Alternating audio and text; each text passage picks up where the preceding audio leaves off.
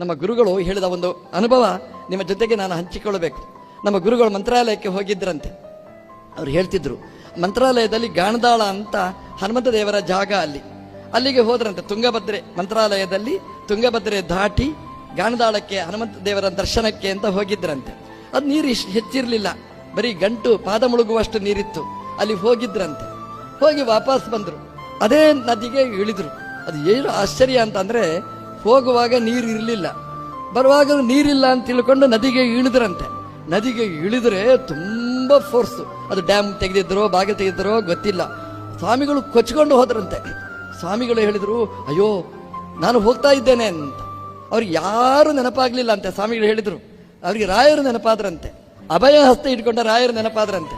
ರಾಯರ ಹತ್ರ ಹೇಳಿದ್ರಂತೆ, ರಾಯರೇ ನಾನು ನಿಮ್ಮ ದರ್ಶನಕ್ಕೆ ಬಂದವ, ನಿಮ್ಮ ಜಾಗದಲ್ಲಿಯೇ ನಾನು ಈಗ ತುಂಗಭದ್ರೆಯಲ್ಲಿ ಇದ್ದೇನೆ, ನನ್ನ ರಕ್ಷಣೆ